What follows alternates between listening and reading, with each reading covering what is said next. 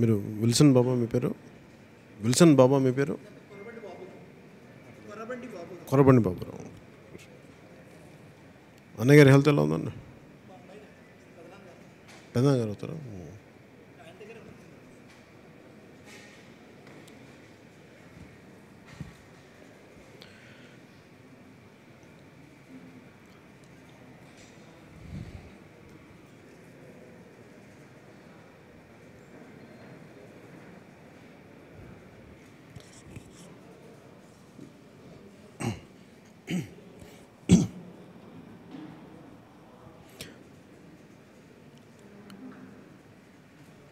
మన మీరందరూ యూత్ కాబట్టి మీరు కన్వెన్షనల్ పొలిటికల్ థింకింగ్ నుంచి బయటికి రావాల్సి వస్తుంది. మనం 100%. నేనేం నమ్ముతానంటే ఎప్పుడైనా మనకు అన్యాయం జరుగుతుంది అని అంటే ఫస్ట్ జనరల్ సహజంగా బయట పరిస్థితులు చూస్తాం మనం. దాంతోపాటు నేనేం చూస్తానంటే నేను ఎందుకు వెనకబడి ఉన్నాను చూస్తాను. నాలో లోపాలేంటి, నా చుట్టుపక్కల లోపాలేంటి, నా కుటుంబంలో లోపాలేంటి, మా నాయకుల్లో లోపాలేంటి, ఇవి కూడా చూడాలి. మీరు చెప్పినట్టుగా 2007లో నన్ను బీఎస్పీకి బహుజన్ సమాజ్ పార్టీకి నన్ను ప్రెసిడెంట్గా చేయమని అడిగాను. నన్ను చేయమన్నారు. ఆ టైంలో అన్నయ్య గారు వస్తానని చెప్పి నేను ముందుకు వెళ్ళలేదు. దాన్ని నేను ఎందుకు కులాల ఐక్యత అని ఎందుకు మాట్లాడానంటే ఒక్కొక్క దేశానికి ఒక్కొక్క సమాజానికి ఒక సోషల్ స్ట్రక్చర్ ఉంటుంది. అది మనం ఎందుకు ఇలా ఉంది అని మనం ఆరంభానికి వెళ్ళి దానికి సమాధానం దొరకదు. చరిత్ర అలా ఏర్పడింది, మనుషులు అలా ఉన్నారు. ఇప్పుడు మనం ఏ కులంలో పుట్టాలి, ఏ మతంలో ఉండాలి, మనకి చాయిస్ లేదు. ఎలా పుట్టాలి, ఏ రంగులో పుట్టాలని. అలాగే భారతదేశానికి కులాలు అనేది అది ఒక చరిత్ర, దాన్ని మనం తీయలేము. దాన్ని అది ఉంటుంది. అది కానీ దాని నుంచి ఎలా బయటపడాలనేది నాకు అంబేద్కర్ గారు ఎందుకు ఇష్టం అంటే స్ట్రక్చర్ చేయటం. కేవలం మంచి మాటలు, జాలి గొలిపే మాటలు, ఉదాత్తమైన మాటలు కాకుండా దాన్ని కాన్స్టిట్యూషనల్గా ఎంపవర్ చేసిన విధానం. అందుకనే ఆయనంటే నాకు చాలా అమితమైన ఇష్టం. అంబేద్కర్ గారిని ప్రతి ఒక్కరు ఎలా వాడతారంటే అంబేద్కర్ గారిని దండం పెడితే ఎస్సీ కమ్యూనిటీ అందరూ బాగుంటారు, మనకు నమ్ముతారనేది ఒక పిచ్చి ఆలోచన ఉంటుంది. నేనేమంటానంటే అసలు మీరు అట్లా ఎందుకు ఆలోచిస్తారు?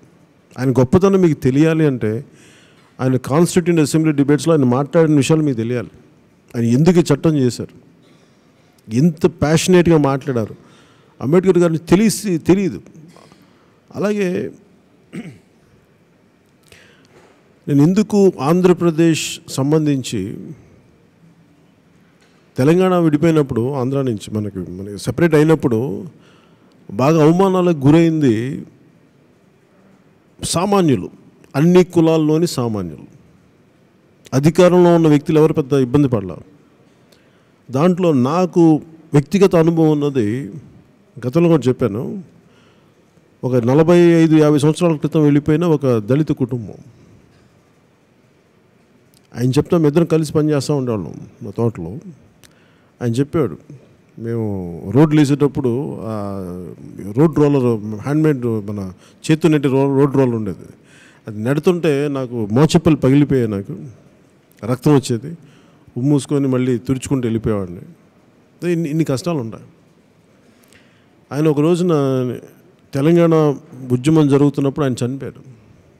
ఆ టైంలో ఆయనకి ఏది పాపం ఆరోగ్యం బాగాలేక ఏంటి రాలేదని చూస్తే ఆయన చనిపోయారండి. వాళ్ళ మనవాళ్ళు ఎవరో వచ్చి చెప్పారు. వెళ్ళి చూస్తే ఆయన ఖననం చేయడానికి ఆయన స్థలం ఇవ్వాల. మతాచార ప్రకారం ఖననం చేయాలి. ఎందుకంటే నువ్వు ఆంధ్ర వాడి, ఇక్కడ సంబంధం లేదు. అప్పుడు మనకున్న ఇప్పుడు నా చుట్టుపక్కల ఉన్న మహేందర్, శంకర్ వీళ్ళందరూ వెళ్ళి కూర్చోబెట్టి వాళ్ళతో మాట్లాడి, అంటే మీరు ఆంధ్ర వాళ్ళకి ఇక్కడ ఇట్లాంటి థాట్స్ ఉన్నాయి. అంటే నేను ఎందుకు చెప్తున్నాను, తర్వాత మాట్లాడి ఖననం చేయించాం. కానీ ఇలాంటి ఎక్స్ట్రీమ్ పరిస్థితుల్లో ఎప్పుడు నష్టపోయేది డౌన్ ట్రాడన్. ఆ టైంలో కొన్ని పరిస్థితుల్లో స్థానిక ఎస్సీ సంఘాలు కూడా పనిచేయలేవు, ఎదురు వెళ్ళలేవు కొన్ని ఉద్యమాలకి. సో నాకేమనిపించిందంటే దీన్ని ఎక్కడో చోట మరి ఆంధ్రాకి వచ్చేటప్పటికి ఎలా ఉంటుంది, కులాల మధ్య గొడవలు జరుగుతాయి. సో నేనేమనుకుందంటే ఒక 3 కులాలు కలిపి ఒక పార్టీ పెట్టేసి ఇంకో కులాన్ని కలిపేసి ఇలా పొలిటికల్ చేద్దామంటే ఎప్పుడు కాన్ఫ్లిక్టింగ్ జోన్సే క్రియేట్ చేస్తాం, ఎప్పుడు గొడవలు పెట్టుకోవడానికి సిద్ధంగా ఉండే జోన్సే క్రియేట్ చేస్తాం. కానీ మనకి నేను ఇంతమంది యువతను చూస్తుంటే నేను మీ అందరికీ మంచి ఉద్యోగాలు రావాలి. ఎందుకంటే నేను మన ఉత్తరాంధ్ర వైపు వెళ్తుంటే మీరన్నట్టు సరైన రోడ్లు ఉండవు, మన వాడల్లో సరైన సౌకర్యాలు ఉండవు, మరుగునీటి సౌకర్యాలు ఉండవు, అంటే మరుగునీటిని సరిగ్గా పంపించే డ్రైనేజ్ వ్యవస్థ సరిగ్గా ఉండదు. మీరన్నట్టు ఎస్సీ ఎస్టీ సప్లాన్ ఆ ఫండ్స్ ఎవరికైతే వెళ్ళాలో అవి వెళ్ళవు సరిగ్గా. ఇవన్నీ ప్రతిసారి నాకేమనిపిస్తుంటే ఇంత తప్పులు జరుగుతున్నాయి కదా, ఇంతమంది రిజర్వ్డ్ ఎమ్మెల్యేస్ ఉన్నారు, ఎన్ని వీళ్ళు ఎందుకు మాట్లాడరు అనేది కూడా ఉంటుంది. వాళ్ళు కూడా మన ఎమ్మెల్యేలు కూడా మాట్లాడాలి కదా. నా కోరిక ప్రకారం మీరు అండగా నిలబడితే కదా. నాకు ఇందాక మీరు మాట్లాడుతుంటే ఏదైనా మీరని చెప్తా ఉన్నారు, మీరు చెప్తా ఉన్నారు 2 లక్షలది కాస్త స్థానికంగా మనకి నాయకుల దగ్గరికి వెళ్ళేటప్పుడు ఫైనల్గా అయిపోయి 30,000కి వస్తుంది. నేనేమంటానంటే దీన్ని ఒక సరికొత్త బాధ్యతతో కూడిన కొత్త నాయకత్వం అవసరం అన్ని కులాల్లో కూడా. అలాగే ఎస్సీ కులంలో కూడా కొత్త నాయకత్వం రావాలని నేను మనస్ఫూర్తిగా కోరుకున్నాను. మనస్ఫూర్తిగా నిజంగా ఇందాక మీరు చెప్తా ఉంటే 2 వ్యక్తుల మధ్య గొడవ కలగపరు, అదేగా మీరు చెప్పేది. అది భయంకరంగా 2 కులాల మధ్య వచ్చేసింది. ఇంకా దారుణం ఎందుకు నన్ను కరగపరు రావట్లేదంటే అది చాలా సామరస్యంగా చాలా ఈజీగా పరిష్కరించదగ్గ సమస్య. అది అసలు ఇష్యూయే కాదు. అది అంబేద్కర్ని గౌరవించుకోవడం అనేది అది మన బాధ్యత. ఆ విగ్రహం పెట్టడానికి అంత ఇష్యూ ఎందుకు అయిందంటే అది స్థానికంగా ఏ సమస్యలు నేను వెళ్దామంటే నా అండలో నా ముసుగులో ఎవరు వస్తారో నాకు తెలియదు. మనకు ఒక 5,000 మంది పిల్లలు వస్తే వాళ్ళలో ఒకళ్ళిద్దరు చేసే గొడవకి మళ్ళీ అది మళ్ళీ దారి తీస్తావు ఆ భయంతో నేను ఆగిపోయాను. మొన్న కూడా అదే చెప్పాను. మనకు దీంట్లో కూడా నాకు రావడానికి గరగపరు డైరీ చాలా ఇబ్బంది. ఏంటంటే మనకి మనుషుల్ని మనకి కారంచేడులాగా చుండూరులాగా ఒకటైతే గరగపరుది ఇంకొకలాంటి ఆర్థిక ఒక ఏమంటుందని దీన్ని ఏముంటుందని అదేమో వైలెన్స్తో కూడిన టెర్రర్, అది ఇదేమో ఒక ఫైనాన్షియల్ టెర్రర్. ఆర్థికంగా చిన్నాభిన్నం చేసేది ఒక నొప్పి కలగకుండా. మరి దీన్ని ఎవరితో మాట్లాడతాం, ఎవరితో గొడవ పడతాం? దీన్ని మనం కోపతాపాలు గొడవలు పెట్టుకుంటేనేమో పనులు అవ్వవు. నేను ఎందుకు మీ అందరినీ కూడా నా రిక్వెస్ట్ ఏంటంటే జనసేన అనేది నేను ఒక కులాన్ని నమ్మం, ఒక్క సమూహాన్ని నమ్మం, ఒక వర్గాన్ని నమ్మం నేను రాలేదు. నన్ను ఆదరించింది అన్ని కులాల్లోని ప్రతి ప్రాంతంలోని యువత. నేను వాళ్ళకి అండగా నిలబడడానికి వచ్చాను. ఎందుకంటే చేయగలిగ పరిస్థితులు ఇవన్నీ చేయలేనివి కాదు. ఇవన్నీ చేయగలిగే మనసుకి వాళ్ళకి చిత్తశుద్ధి లేదు, చేద్దామన్న ప్రేమ లేదు. అందుకని ఇవన్నీ కూడా మీరు నా ఒక్క మాటలు కాదు, మీరు కూడా ఆలోచించుకోవాల్సిన మన కమ్యూనిటీస్లో, మన వర్గాల్లో, మన దళితుల్లో, మన ఎస్సీ వర్గాల్లో మీరు కూడా బలంగా ఒకసారి సమస్య ఏమైపోతుందంటే ఎస్సీ కులస్తులు ఎవరు ఈ పార్టీకి ఓటేరు, అందుకని వీళ్ళకి న్యాయం చేయకర్లా. ఇదొక పెద్ద సమస్య అయిపోయింది. మీరు అలా ఆలోచించకండి. అది నేను జనసేనకి ఓటేయమనో ఇంకో పార్టీకి అని కాదు. నేను అనేది మీరు కూడా కొంత విచక్షణతో కూర్చోబెట్టి మీరు కరెక్ట్ చేసుకోకపోతే ఎంతసేపు మనం బ్రాండింగ్ అయిపోతే మటుకు న్యాయం జరగని పరిస్థితి వెళ్ళిపోతుంది. అందువల్ల మీరు కూడా ఒక సరికొత్త ఆలోచన విధానం చేసి తీరాలి. లేకపోతే ఏమైపోతుందంటే నేను మనస్ఫూర్తిగా నేనైతే ఈ కులంతో అట్లా నేను ఓట్లు వేయించుకోవడానికి రాలేదు. నేను మనస్ఫూర్తిగా ఏదో చేయడానికి వచ్చాను. కష్టంగా ఉంది. ఇప్పుడు ఇందాక కూడా అడుగుతూ ఉన్నారు ఎందుకు 15 రోజులు 20 రోజులు లేట్ అయింది అంటే 1,000 కోట్లతో కూడిన రాజకీయ వ్యవస్థ అయిపోయింది. ఇంకా మీరు ఇంత ప్రేమగా ఇక్కడికి వచ్చారంటే మీకు ఎవరికి డబ్బులు ఇచ్చారు? మీరు ఇష్టంతో వచ్చారు, ఇది సమస్య చెప్పుకోవడానికి వచ్చారు. తనకి మాటలు రాకపోయినా ప్రేమతో వచ్చాడు తను. అంటే భావన ఉంది, ఇంకా లోపల థాట్ ఉంది తనకి, చెప్పగలడు, మనసులో భావన ఉంది తనకి, కానీ మాట్లాడలేకపోవచ్చు. ఇది ఎంత డబ్బులు ఇస్తే ఇలా వచ్చి కూర్చుంటాం మనం. అందుకే నేను మీకు నిజంగా ఒక 25 సంవత్సరాలను ఎందుకు మాట్లాడుతుంటానంటే ఏదో ఖచ్చితంగా కరెక్ట్ చేయాలి. ఇప్పుడు కానీ నాలాంటి అవగాహన ఉండి ఇంత జనాదరణ ఉండి ఇంత ప్రేమ ఉండి చేయగలిగే సత్తా ఉండి ధైర్యం ఉండి నేను కూడా ఏదో ఒక ప్రయత్నం చేయకపోతే తప్పు చేసిన వాడిని అవుతానని చెప్పి అందుకని వచ్చాను పాలిటిక్స్కి. నిజంగా అందుకు వచ్చాను. మీరు ఆ రోజున మనం పిఆర్పి జరుగుతున్నప్పుడు అంబేద్కర్ని ఓడించింది ఎలక్షన్స్లో నిలబడినప్పుడు ఆయన ఎవరి కోసం అయితే పనిచేశారో వాళ్ళే ఓడించారు ఆయన. అది నాకు చాలా బాధ, చాలా ఆశ్చర్యం కలిగిస్తుంది నాకు అది. అలాగే ఎందుకంటే మనుషుల్ని వారి మనసు మీద పెట్టి వాళ్ళకి డబ్బులతోటి మోహం క్రియేట్ చేసి మనల్ని కాకుండా ఒక 5 రోజులు 5,000 పడేస్తే ఓట్లు మన ఏదో నాకు ఒక ఫోటోగ్రాఫ్ చూపించారు. ఇది జై భీమ్ అని రాసి ఇది మేము ఇక్కడ ఈ ఓట్లు ఇంటి ఓట్లు మీకు అమ్ముడవు అని చెప్పి చాలా బలం అనిపించింది. ఆ చేయి తెలంగాణలో రాయలసీమ మహబూబ్ నగర్. అది అలాంటి విప్లవం ఏదో మీరు చేయకపోతే, ఎందుకంటే సాధికారత ఎంపవర్మెంట్ రావాలి అంటే నాకు ఇష్టం ఏంటంటే ఇందాక మీరు కాంశీరామ్ గారి నుంచి మాట్లాడుతుంటే లారీ టైర్లని రబ్బర్ తీసి చెప్పులుగా కుట్టించుకుని అంత పొదుపు దగ్గర ఒక ఉద్యమాన్ని నడపడానికి. అలాగే నేను కోరుకునేది ఏంటంటే మీరు ఇంత యువతుండి మీ అందరూ ఉద్యోగాలు ఇచ్చే స్థాయిలో ఉండాలి. కానీ ఇంకా ఉద్యోగం చేసుకుంటున్నప్పుడు మీరు మాట్లాడుతూ ఉంటే నాకు స్వీపర్ అంటే ఎందుకు మీరు మొహాట పడాలి, ఎందుకు బాధపడాలి? అది నా ఉద్యోగం, అది నేను గర్వపడాలి. నేను ఇల్లు తుడుస్తున్నాను, 10 మందికి సేవ చేస్తాను, అది నాకు గర్వపడాలి. నేను ఆ స్థాయిలో ఉండాలి. నేను అందుకు వచ్చి నేను మిమ్మల్ని ఎందుకు కూర్చోబెట్టిన, ఇది నేను ఇచ్చే మర్యాద. అది మీరు తక్కువ ఫీల్ అవ్వక్కర్లేదు. మీ బిడ్డలకి కూర్చోవాలి. ఇప్పుడు నాకు ఉద్యోగం, నా ఇల్లు నేను తుడుచుకున్నా, తప్పేంటి? దాన్ని చిన్నతనంగా చూడాల్సిన అవసరం ఏముంది? అది మన దేశ దౌర్భాగ్యం. దీన్ని మార్చాలంటే మనం చేసే పనికి మనం గౌరవించుకోకపోతే ఇంకోటి గౌరవం ఇవ్వడు. నాకు మందకృష్ణ గారిలో కూడా నచ్చేది ఏంటంటే, నేను అందరూ ఇందాక చెప్తా ఉన్నారు కదా, నా చింతమనేని ప్రభాకర్ కులం పేరు పెట్టి చూస్తుంటే ఆయన ఇంటి పేరు మందకృష్ణ మాదిగాని పెట్టుకుని నాకు నచ్చింది. నాకు అది అంటే ఏదైతే నువ్వు ఒక న్యూనతా భావం పెట్టావో అది నాకు చాలా గొప్ప మూమెంట్. అది చాలా అప్రిషియేట్ చేయదగ్గ మూమెంట్. మిగతా ఎవరెవరికి నాకు అది ఏముంటాయి తెలియదు, కానీ నాకు ఆ పర్టికులర్ ఆస్పెక్ట్ నాకు ఆయన చాలా బాగా నచ్చుతుంది. చాలా గొప్ప.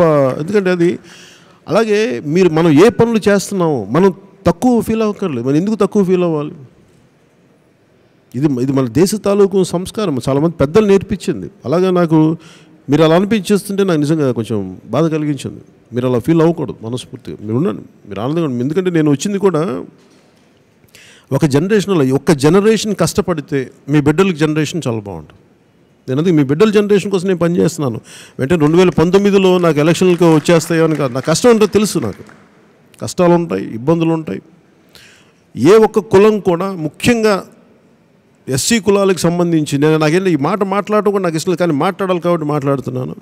మీరు ఒక్క పార్టీ అని నిర్ణయించుకోదు. రేపు జనసేనని కూడా మీరు నిర్ణయించుకోకండి. నేనేమనేది ఏంటంటే, మీకు మనస్ఫూర్తిగా వీళ్ళ వల్ల న్యాయం జరుగుతుందంటే, మీరు ఒక్కచోట బ్రాండింగ్ పడిపోతే, ఒక పార్టీకని బ్రాండింగ్ పడిపోతే మిగతా పార్టీలు న్యాయం చేయడానికి సిద్ధంగా ఉంటాయి. ఎందుకంటే వీళ్ళు మాకు ఎలాగ ఓట్లేరు కాబట్టి వీళ్ళు పనులు చేయక్కర్లా. నేను ఉత్తరాంధ్ర అంతా చూస్తున్నప్పుడు అనేక లక్షల మంది వెళ్ళిపోయారు అక్కడి నుంచి. దాంట్లో ఎక్కువ శాతం వెళ్ళిపోయింది మన ఎస్సీ కులాల నుంచి. పెద్దపెంకి అనే గ్రామం ఉంటుంది, అక్కడ మొత్తం కూర్చొని మన ఫైల్ ఏరియా ఉంటుంది, బోధకాలు. అది ఏంటంటే ప్యూర్లీ చిన్న గొడవలు. దానివల్ల ఏంటంటే ఆ డ్రైనేజ్ని బ్లాక్ చేశారు. మీ డ్రైనేజ్ మా వైపు వెళ్ళకూడదు, అది సమస్య. అది దోమలు పెరిగిపోయి కుట్టేస్తాయి, ఫైల్ ఏరియా వస్తుంది. దాన్ని పట్టించుకునేవాడు ఎవడు లేడు. ముఖ్యమంత్రి గారు కూడా దళిత తేజం ఇవన్నీ మాట్లాడుతుంటే అంబేద్కర్ గారి విగ్రహానికి పాలు పోయటం, అంబేద్కర్ గారి విగ్రహానికి మీరు ఇవి చేస్తే ప్రయోజనం ఏంటి? మీరు వెళ్ళి అక్కడ నిలబడండి, సమస్యలు ఉన్నాయి అవి చేయండి. ఎస్సీ ఎస్టీ సబ్ ప్లాన్ చేయండి. అది నిజంగా అంబేద్కర్కి నివాళి ఏంటి, గౌరవం ఇవ్వడం ఏంటంటే ఎస్సీ ఎస్టీ సబ్ ప్లాన్ని సంపూర్ణంగా వారికి ఇవ్వడం. అలాగే మన మురికి వాడలను శుభ్రపరచడం, అవి చేయాలి. అందుకే నా విజ్ఞాపన, నా విన్నపం కూడా ఏంటంటే, మీరు ఒక్క పార్టీ అనే దానికి మీరు దయచేసి కానీ మీరు అయిపోతే, మన నాయకులు వెళ్ళిపోయారు, నేను దాన్ని కాదంటలా. రేపు పొద్దున సంపూర్ణంగా జనసేన మీద కూడా పెట్టమని చెప్పట్లేదు, కానీ మీరు ఆలోచించి పెట్టండి ఏ పార్టీకి పెట్టినా కానీ. ఎందుకంటే మీరు చదువుకున్న వ్యక్తులు, మీరు ప్రభావితం మీరు చేయాలి, మీరు ఈ కొత్త జనరేషన్.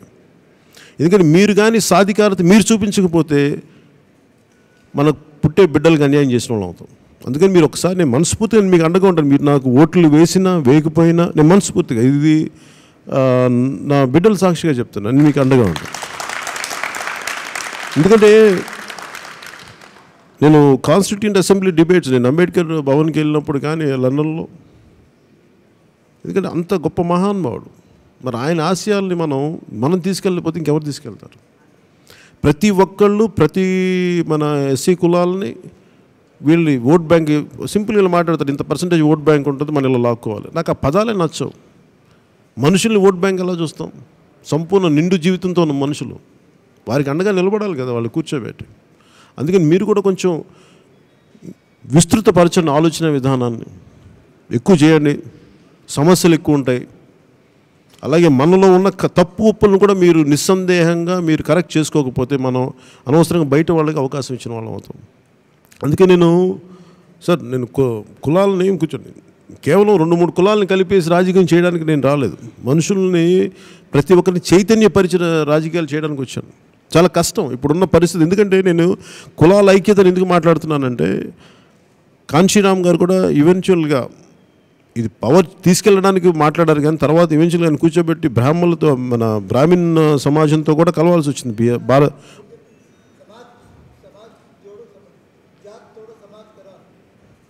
కరెక్ట్ లేదు, కులాలను వదలాలి.